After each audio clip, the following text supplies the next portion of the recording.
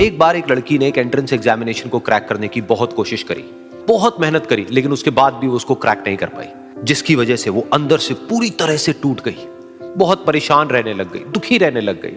उसके पिता से अपनी बेटी की यह हालत देखी नहीं गई। फिर उन्होंने एक दिन अपनी बेटी को बुलाया और उन्होंने अपनी बेटी को कहा कि तुम मेरे साथ एक बार किचन में चलो, मुझे तुम्हें कुछ दिखाना है।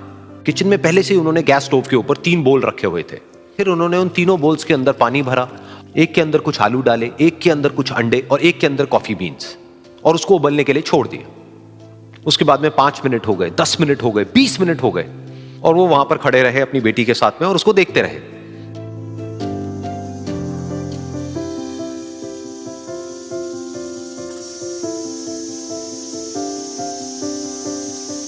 तो बेटी अंदर से थोड़ी सी इरिटेट होने लग गई, कहती है क्या कर रहे हो आप?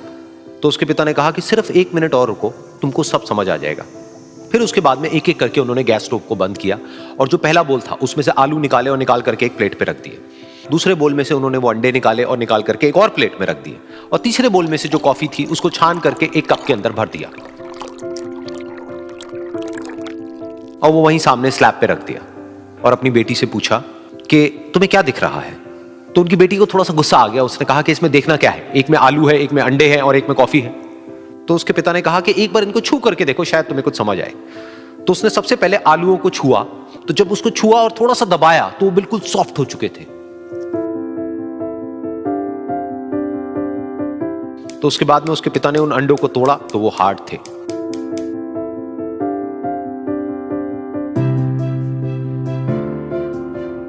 और फिर उसके पिता ने वो कॉफी वाला कप उठाया और अपनी बेटी को कहा कि एक बार इसको सूंघ करके देखो। तो जब उनकी बेटी ने उस कॉफी को सूंघा तो उसके चेहरे पर एक स्माइल आ गई। फिर उसके पिता ने अपनी बेटी को कहा कि तुमने ध्यान से देखा कि क्या हुआ यहां पर? ये तीनों ही बिल्कुल एक ही सिचुएशन में गए, लेकिन तीनों ने अलग अलग तरीके से रिस्पॉन्ड किया। तो पहला यानी कि आलू, जब हमने उसको उस पानी में डाला था उससे पहले वो बहुत ही हार्ड थे और स्ट्रांग थे, लेकिन गर्म पानी में जाने के बाद में वो अंदर से बिल्कुल सॉफ्ट हो गए, यानी कि कमजोर पड़ गए। दूसरे थे अंडे, जो गर्म पानी में जाने से पहले अंदर से बिल्कुल ही कमजोर थे, लेकिन गर्म पानी में जाने के बाद वो अंदर से स्ट्रांग हो गए। तीसरी थी कॉफी, जिसने कुछ ऐसा किया जो इन दोनों से बिल्कुल अलग था, यानी कि उसने उस गर्म पानी में जाने के बाद में खुद को नहीं बदला, बल्कि उस पानी को ही बदल दिया। बिल्कुल इसी तरह से हमारी जिंदगी में भी होता है। तुम्हारे ऊपर है कि तुमको इन तीनों में से क्या बनना है। एक, आलू के जैसा, यानी कि जब तुम्हारी जिंदगी में कोई मुश्किल आए तो तुम अंदर से पूरी तरह से टूट जाओ, यानी कि कमजोर पड़ जाओ।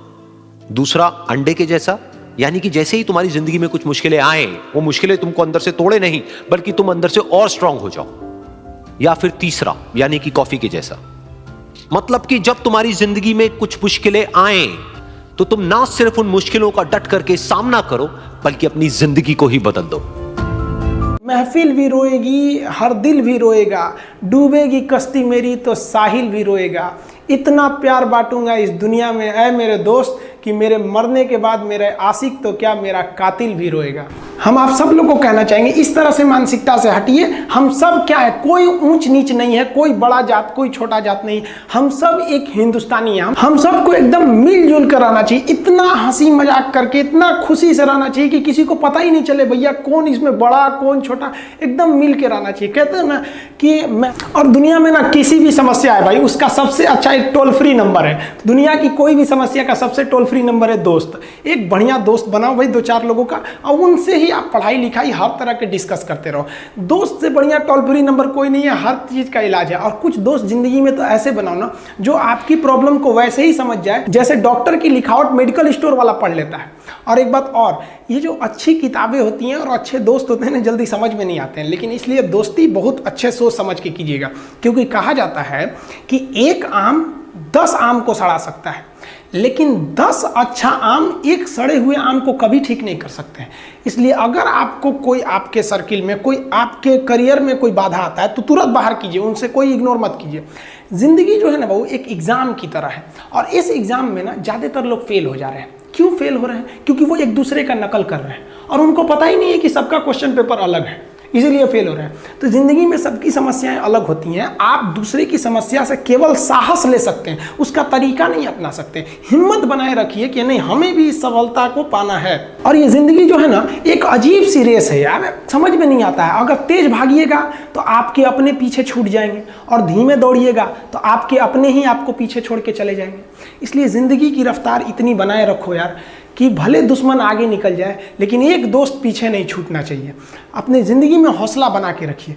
पतंग को पता होता है कि उसका अंत एक कचड़े में जाकर होगा, लेकिन उससे पहले उसे आसमान छूकर दिखाना होता है। पहाड़ों को चीरते हुए जब नदी निकलती है ना, तो कभी नहीं पूछती है कि समुंदर अभी कितना दूर है।